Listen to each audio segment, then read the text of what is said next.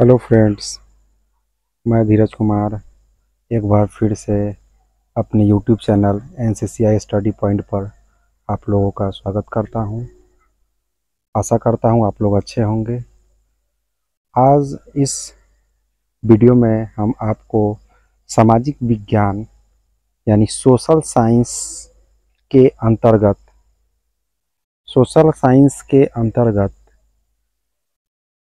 आने वाले एक सब्जेक्ट अर्थशास्त्र यानी कि इकोनॉमिक्स के बारे में हम लोग विस्तृत चर्चा करेंगे और समझेंगे कि अर्थशास्त्र क्या है और अर्थशास्त्र के फर्स्ट ऑफ ऑल आधुनिक भारत या आधुनिक इतिहास में क्या अस्तित्व है, इसके बारे में समझेंगे। तो सामाजिक विज्ञान जैसे कि हम लोग पढ़ चुके हैं, पहले वीडियो में पढ़े थे सामाजिक विज्ञान के बारे में। सामाजिक विज्ञान का एक भाग है अर्थशास्त्र यानी कि इकोनॉमिक्स। इस इकोनॉमिक्स को अच्छी तरह से हम लोग इस वीडियो में कवर करेंगे और इसके बारे में बेसिक नॉलेज, बेसिक जानकारियाँ जो भी है उसको समझेंगे। जैसे इस वीडियो में हम लोग अर्थशास्त्र के परिचय यानी कि अर्थशास्त्र कहते किसको है या अर्थशास्त्र का क्या अर्थ है, कैसे जानेंगे कि अर्थशास्त्र है, या अर्थशास्त्र के जनक कौन है यानी कि अर्थशास्त्र के पितामह किसको कहते हैं, या अर्थशास्त्र का उद्देश्य क्या है यानी क्यों हम लोग अर्थशास्त्र पढ़ते हैं, क्या अर्थशास्त्र पढ़ने से फ़ायदा हो सकता है, और अर्थशास्त्र के महत्व कितना इम्पोर्टेंस है इकोनॉमिक्स यानी अर्थशास्त्र का हमारे समाज में, आज के सामाजिक जीवन में अर्थशास्त्र किस तरह से महत्वपूर्ण भूमिका निभा रहा है, इसको समझेंगे।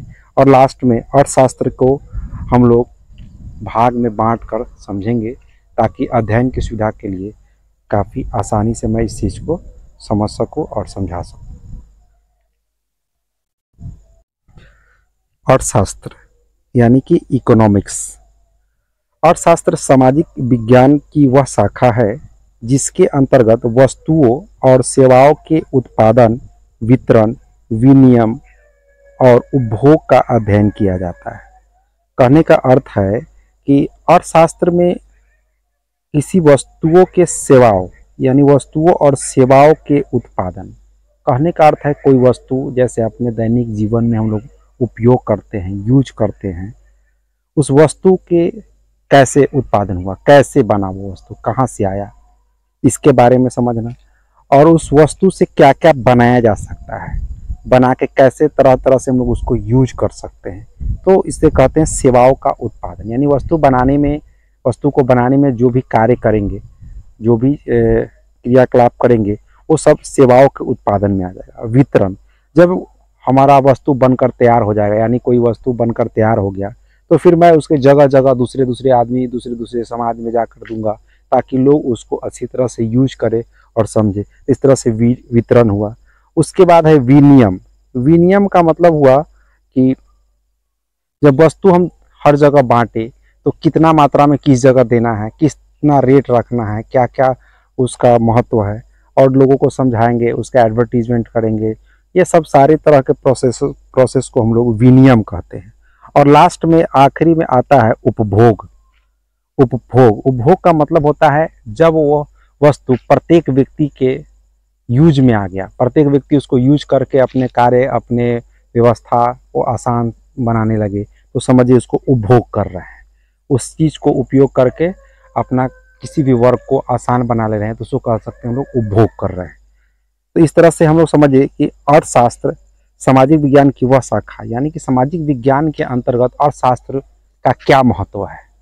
ये सामाजिक विज्ञान में हम लोग मुख्यतः 10 तरह से इसको 10 पॉइंट में बांट कर समझे थे। उसमें से एक पॉइंट था हमारा इकोनॉमिक्स यानी कि अर्थशास्त्र। और अर्थशास्त्र का मतलब हुआ कि कोई भी वस्तु समाज में, हमारे समाज में कोई भी वस्तु, कोई भी एनीथिंग्स, कोई भी वस्तु जिसका उत्पादन करते हैं, उसका विनिमय करते हैं यानी कि उसको बांटते हैं, लोगों के पास वितरण करते हैं, फिर विनिमय करते हैं यानी कि उसका अच्छा से व्यवस्था बनाने का तरीका टिकाऊ बनाते हैं उस वस्तु को, उस वस्तु का रेट फिक्स करते हैं, उस वस्तु को उस जगह पहुंचाते हैं जहां प्रत्येक व्यक्ति उसको आसानी से यूज कर सके। ये सारे चीज़ का प्रबंधन कहना हम कह सकते हैं कि ये एक अर्थशास्त्र का भाग है। इसे अर्थशास्त्र कहेंगे। अब हम समझते हैं कि अर्थशास्त्र शब्द संस्कृत शब्द अर्थ, यानी अर्थ का अर्थ होता है, मतलब होता है धन। संस्कृत अर्थ का मतलब होता है धन। अर्थ जो शब्द है ये संस्कृत का शब्द है और इसका हिंदी मीनिंग होता है धन, और शास्त्र की संधि से बना हुआ है। यानी कि अर्थशास्त्र जो है, दोनों अर्थ और शास्त्र दोनों मिलकर एक शब्द बना जिसका नाम है अर्थशास्त्र, और इसका अर्थ हुआ धन का अध्ययन। यानी कि धन का अध्ययन का मतलब हुआ कैसे किसी वस्तु के मूल्य को हम लोग फिक्स करते हैं और उस मूल्य को किस तरह से कहाँ कहाँ उपयोग करते हैं, किस तरह से कहाँ खर्च करते हैं, ये सारे चीज़ के प्रबंधन को ही हम लोग अर्थशास्त्र कहते हैं। और सिंपल भाषा में कह सकते हैं कि वैसा हमारे समाज की वैसी वस्तुएं जिसको हम लोग आसानी से उपभोग करते हैं, अपने कार्य को आसान बनाते हैं, और उपभोग करने के दौरान उस वस्तु पर बनाने में, अपने पास लाने में जो भी खर्च, जो भी पैसा मूल्य हम लोग खर्च करते हैं उस वस्तु पे, उस सारे के प्रबंधन को ही हम लोग अर्थशास्त्र कहते हैं।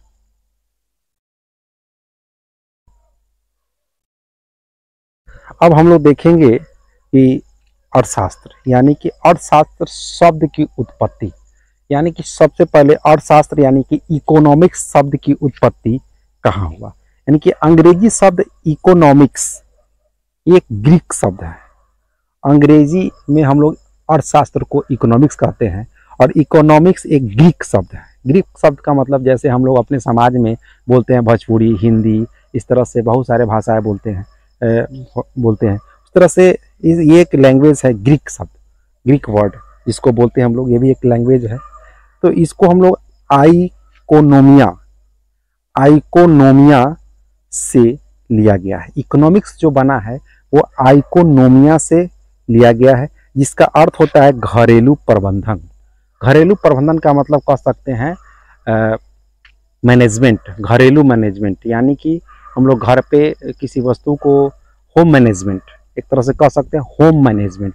जैसे घर है, घर में बहुत तरह के वस्तुएं रहते हैं, हर वस्तुएं का एक अपना मूल्य होता है, हर वस्तुएं को तैयार करने में अपना समय लगता है, हर वस्तुएं का एक अपना उपयोग, अपना महत्व होता है। ये सारे चीज़ को जब हम एक तरह घर में सजा कर, लगा कर, जगह जगह रखते हैं, देखने में सुंदर भी लगता है, उसका उपयोग करने से कार्य आसान भी होता है। तो ये सारे वस्तुओं को जब समझते हैं तो एक जगह करके जब देखते हैं और अच्छा लगता है, तो इस सारे प्रबंधन कहलाया। इसे कहते हैं होम मैनेजमेंट, और होम मैनेजमेंट ही इकोनॉमिक्स का मूल अर्थ हुआ, मूल वर्ड हुआ होम मैनेजमेंट। अब अर्थशास्त्र सबसे पहले प्राचीन ग्रीस में पढ़ा गया। प्राचीन ग्रीस कहने का मतलब हुआ ये ग्रीस फ्रांस का ही है। ये यूनानी दार्शनिक अरस्तु ने अर्थशास्त्र को घरेलू प्रबंधन का विज्ञान कहा। यूनानी दार्शनिक अरस्तु, जो प्रसिद्ध दार्शनिक जो थे अरस्तु, ये यूनान के थे और इन्होंने सर्वप्रथम अर्थशास्त्र को समझाया, लोगों को बताया कि घरेलू प्रबंधन यानी कि घर में जो भी वस्तुओं को हम लाते हैं खरीद के, सस्ता महंगा, कोई किसी का रेट 50 रुपया, किसी का रेट 10 रुपया, 20 रुपया, हर वस्तु का रेट अलग अलग होता है, हर वस्तु का कार्य अलग अलग होता है, हर वस्तु को उपयोग करके अपने लाइफ को आसान हम लोग बनाते हैं। तो ये सारे वस्तुओं को उपयोग के हिसाब से रखना, उसको मैनेजमेंट करना, उसको समय पर चेंज करना, ये सारे चीज़ का मैनेजमेंट करना यानी प्रबंधन करना ही अर्थशास्त्र यानी कि अर्थशास्त्र यानी घरेलू प्रबंधन का विज्ञान कहा गया।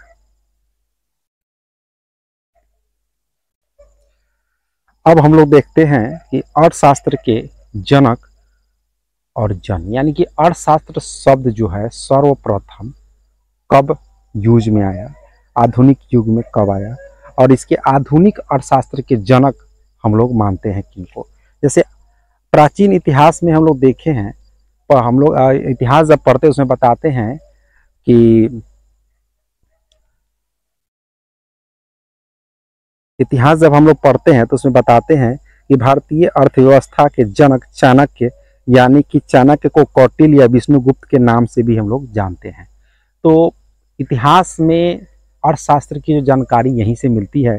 यानी चाणक्य यानी कौटिल्य यानी विष्णुगुप्त ने ही सर्वप्रथम कौटिल्य के अर्थशास्त्र नामक पुस्तक लिखी थी, जिसमें इसका जिक्र किया गया था। अर्थशास्त्र का इतिहास में इसे बार बार रिपीट किया जाता है, बताया जाता है। लेकिन आज के युग में, आधुनिक युग में जब हम समझेंगे तो सर्वप्रथम आधुनिक अर्थशास्त्र विज्ञान के जनक एडम स्मिथ को कहा जाता है। एडम स्मिथ को कहा जाता है और एडम स्मिथ ने सर्वप्रथम यानी कि 1976 ईस्वी में एक बुक लिखी जिसका हिंदी नाम है राष्ट्रों के धन, और अंग्रेजी में इसे पढ़ते हैं द वेल्थ ऑफ नेशन, और इसके हिंदी में कहते हैं राष्ट्रों के धन के स्वभाव और कारणों की जांच। इस पुस्तक में इन्होंने सर्वप्रथम अर्थशास्त्र शब्द का प्रयोग किया और लोगों को बताया, और इसी के माध्यम से लोगों को समझाया कि अर्थशास्त्र कैसे घरेलू प्रबंधन है यानी कि होम मैनेजमेंट है। इसको एक सिस्टम से, एक सिद्धांत के तहत बताया, और उस समय से हम लोग अर्थशास्त्र के एक मूलभूत सिद्धांत पर समझते हैं, पढ़ते हैं, आगे जानते हैं। तो इस तरह से कह सकते हैं कि सर्वप्राचीन में भारतीय अर्थव्यवस्था के जनक यानी कि चाणक्य यानी विष्णुगुप्त या कौटिल्य को माना जाता है।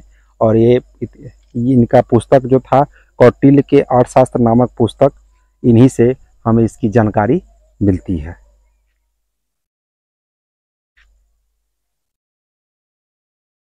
अब हम लोग जानेंगे कि अर्थशास्त्र का उद्देश्य और लाभ है। उद्देश्य और लाभ का मतलब क्या हुआ? उद्देश्य और लाभ है। उद्देश्य ये है कि अर्थशास्त्र का अध्ययन के रूप में हम लोग कैसे उपयोग करते हैं, कैसे जानते हैं कि अर्थशास्त्र से क्या क्या हो सकता है, क्या क्या लाभ हो सकता है, समाज में क्या क्या परिवर्तन ला सकते हैं, समाज का विकास कैसे होता है, उस विकास में अर्थशास्त्र किस तरह से महत्वपूर्ण भूमिका निभा रहा है, ये सारे बातों को समझेंगे। अर्थव्यवस्था की सूक्ष्म जानकारी किसी व्यक्ति, फर्म, घरेलू कार्य आदि के नीति निर्धारण में सहायक होती है।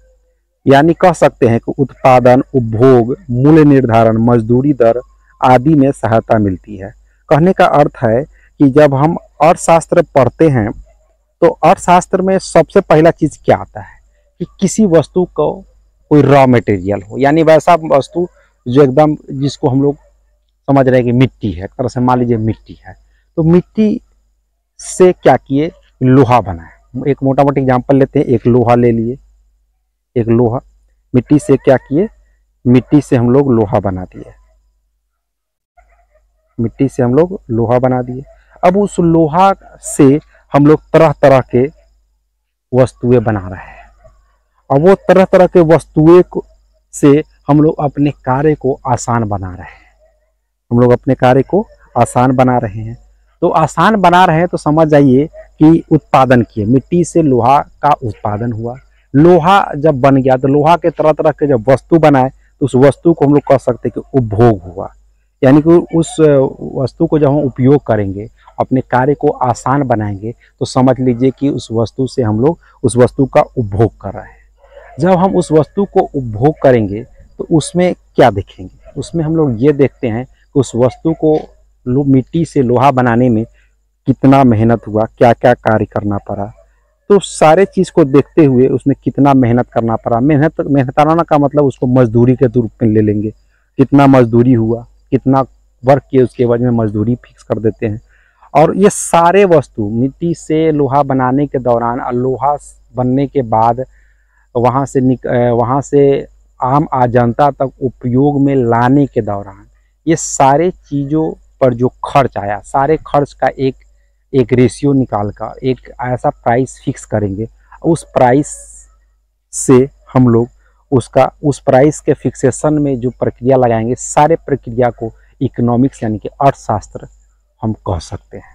तो आसान भाषा में समझ सकते हैं कि किस तरह से अर्थशास्त्र एक वस्तु के बनाने से लेकर आम जनता तक उपयोग करने तक और क्या क्या प्रोसीजर हुआ, कितना पैसा खर्च हुआ, पैसा का निर्धारण तक, निर्धारण के बाद आम जनता उसे खरीदने तक खरीदने और बेचने तक के सारे प्रॉफिट लाभ को देखते हुए जो प्रबंधन किए, ये सारे प्रबंधन हम लोग को अर्थशास्त्र में ही समझ सकते हैं। इस तरह से उद्देश्य क्लियर हुआ अर्थशास्त्र का कि हर वस्तु का इस तरह से प्रबंधन करेंगे और वो प्रबंधन ही हमारा उद्देश्य होगा। अब लाभ, यानी कि लाभ ये हुआ कि किसी भी कार्य को हम इस वस्तु के उपयोग करके जब आसान कर लेते हैं, एकदम सहज बना लेते हैं, तो हम समझ जाते कि मेरा इससे लाभ हुआ। इस तरह से हम कह सकते हैं कि अर्थशास्त्र के उद्देश्य और लाभ काफ़ी ही इम्पोर्टेंट है हमारे समाज में और काफ़ी ही महत्वपूर्ण भूमिका आज के डेट में निभा रहा है। अब हम समझते हैं कि अर्थशास्त्र के शैक्षणिक महत्व, यानी कि अर्थशास्त्र एजुकेशनल इम्पोर्टेंस ऑफ इकोनॉमिक्स।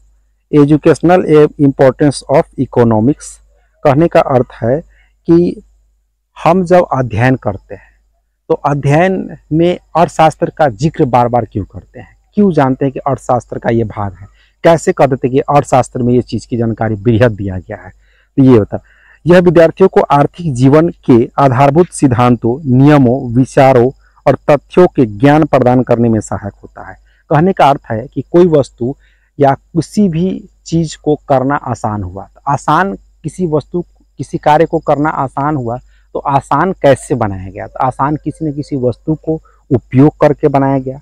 जब वस्तु को हम उपयोग करके बनाएंगे तो स्वाभाविक बात है उस वस्तु में कोई ना कोई नियम पर उस वस्तु को करेंगे, नियम को पालन कराएंगे, उस वस्तु को उपयोग करने के लिए अपने सोच को बढ़ाएंगे, किस तरह से उस वस्तु का हम उपयोग करेंगे कि कार्य मेरा आसान हो जाए, और तथ्यों का ज्ञान प्रदान करेंगे, यानी कि आगे कुछ कार्य किए हैं उसी कार्य को आगे बढ़ाएंगे और बढ़ाकर उससे और अच्छा और सहज बनाएंगे उपयोग करना। तो इस तरह से हम समझ सकते हैं कि अर्थशास्त्र हमारे विद्यार्थियों के लिए काफ़ी ही महत्वपूर्ण भूमिका निभाता है, उसके शैक्षणिक महत्व की दृष्टि से, उसके सामाजिक विकास की दृष्टि से, उसे सोच और थिंकिंग को बढ़ाने की दृष्टि से, उसके कार्य को आसान करने की दृष्टि से और कार्य के मैनेजमेंट की दृष्टि से इकोनॉमिक्स बहुत ही महत्वपूर्ण भूमिका निभाता है हमारे समाज में। अब हम इसको आसान भाषा में समझेंगे कि जब अध्ययन करेंगे तो अध्ययन करने के दौरान मुझे काफ़ी सारे पॉइंट्स इसमें आएंगे। अब इस सभी पॉइंट को एक एक करके जब हम समझेंगे तो बहुत आसानी से और बहुत ही सहजता से अपने समाज में विकास कर सकते हैं। तो अध्ययन की सुविधा के लिए अर्थशास्त्र को मुख्यतः हम लोग दो भाग में बांटेंगे। पहला भाग है व्यष्टि अर्थशास्त्र और दूसरा भाग है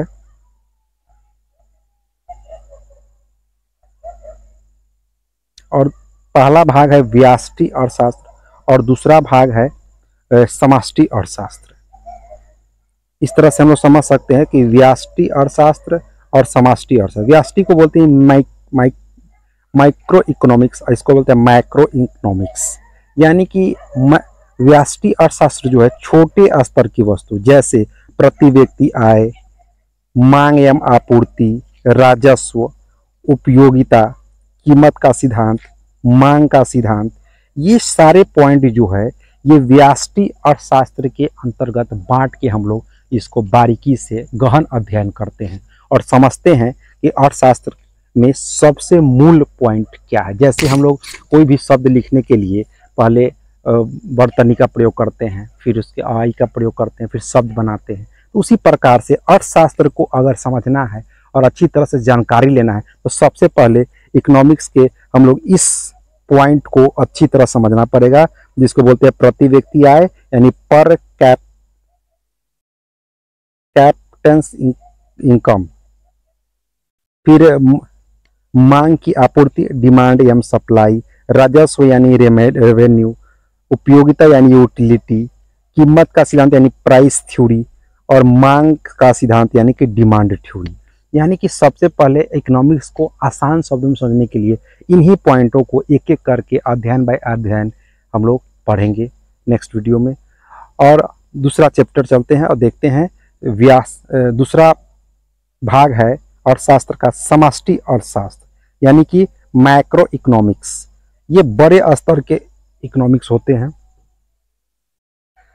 ये बड़े स्तर के इकोनॉमिक्स अर्थशास्त्र हैं जैसे इसमें आते हैं, मुख्य पॉइंट क्या आता है, राष्ट्रीय आय यानी नेशनल इनकम, योजना यानी कि प्लानिंग, कर यानी कि टैक्स, बजट यानी कि बजट जो सारे का एक प्लानिंग के बजट कहते हैं, बैंकिंग यानी कि बैंकिंग सेक्टर जिसमें हम लोग उपयोग करते हैं अपने समाज में। तो इस तरह से हम लोग कह सकते हैं कि इस भाग में अर्थशास्त्र के दूसरे भाग यानी समष्टि अर्थशास्त्र में इन्हीं मुख्य बिंदुओं को गहन जब अध्ययन करेंगे तो मुझे समझ में या आपको समझ में आएगा कि किस तरह से अर्थशास्त्र अपने समाज में कार्य कर रहा है, किस तरह से अर्थशास्त्र हम लोग को समझने में और हम लोग को अपने विकास में सहयोग कर रहा है। तो इन सब पॉइंटों को जब डीपली अध्ययन करेंगे तभी हम क्लियर कर पाएंगे। और कहीं ना कहीं हम लोग देखते हैं अपने समाज में इन सब पॉइंट का यूज हो रहा है, हम करते हैं, लेकिन अगर हम इसको अध्ययनरत होकर यानी कि पढ़ कर अब फिर इस वर्क को करेंगे तो हमको लगता है कि हमारे समाज में काफ़ी अच्छा बदलाव और सुधार हो सकता है और बहुत अच्छी तरह से हम अपना विकास और समाज के विकास के साथ साथ अपने देश का विकास हम कर सकते हैं।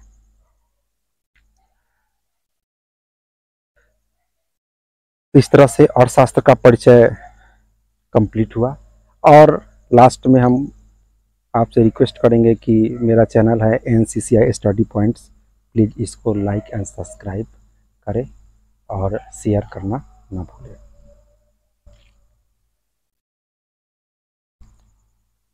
और मेरे NCCI एप्लीकेशंस पर जाकर प्रत्येक अध्याय का OMR टेस्ट, MCQ टेस्ट देकर इसका